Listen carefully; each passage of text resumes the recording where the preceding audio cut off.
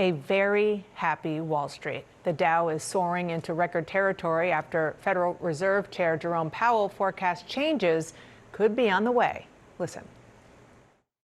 Risks to inflation are tilted to the upside and risks to employment to the downside. The baseline outlook and the shifting balance of risks may warrant adjusting our policy stance. Monetary policy is not on a preset course. FOMC members will make these decisions based solely on their assessment of the data and its implications for the economic outlook and the balance of risks. We will never deviate from that approach. That last part, pretty clear Powell-coded message to the White House. We, the Federal Reserve, call the shots. My smart reporters are back, including CNN's Phil Mattingly. Hi, Phil. You travel the country. You talk to normal, real people outside the Beltway all the time.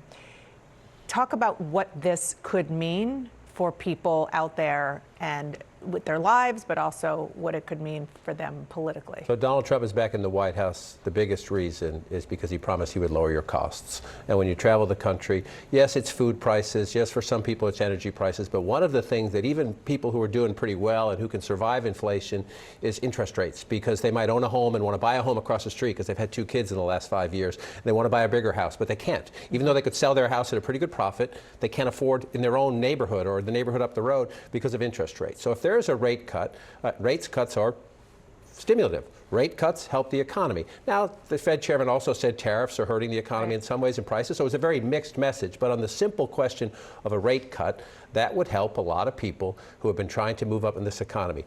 Rent prices are still too high. A rate cut's probably not going to do that. But it would be some juice for Donald Trump and some juice potentially for the Republicans at a moment, if you're looking at the data this morning, midterms are a long ways off, they need that juice, the Republicans do. And Donald Trump knows this.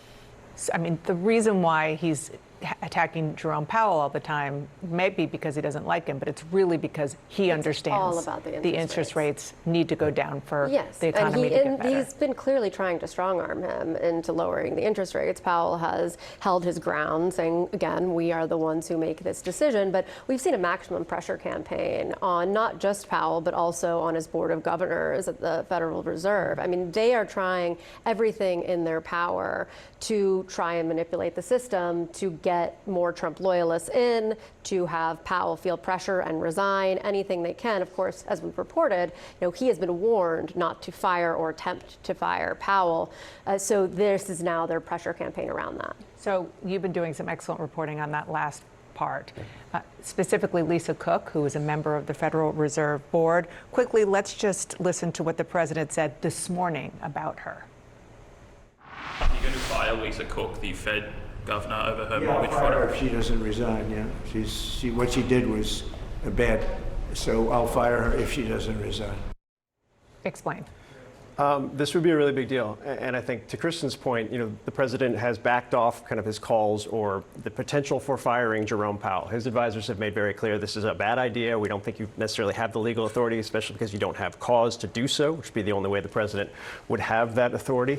And it would be catastrophic for a market that he really relies upon for the broader macroeconomy.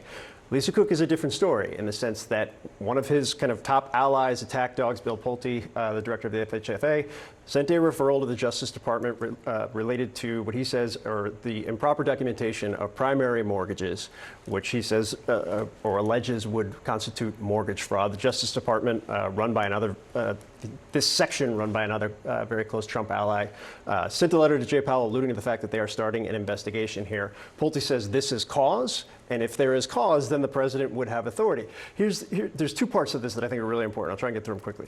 One, the idea of what constitutes cause is very ambiguous. And going down this path of firing a Fed governor is also going to have an effect on the market, which I think the president and his team will be cognizant of. The reason why they are willing to pursue this, whether just purely for pressure or because they actually want termination, is there is an open seat right now from a governor that left early that will soon be filled when the Senate votes to confirm Stephen Meyer, the president's top economist. If Lisa Cook were to leave, that would open up another seat. The president would get to appoint another official.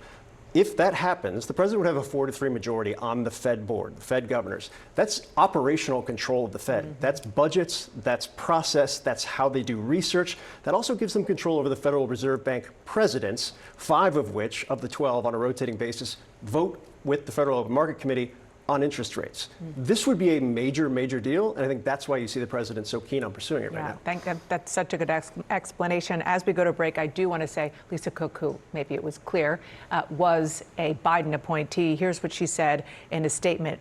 No intention of being bullied to step down from my position because of some questions raised in a tweet. I am gathering the accurate information to answer any legitimate questions and provide the facts.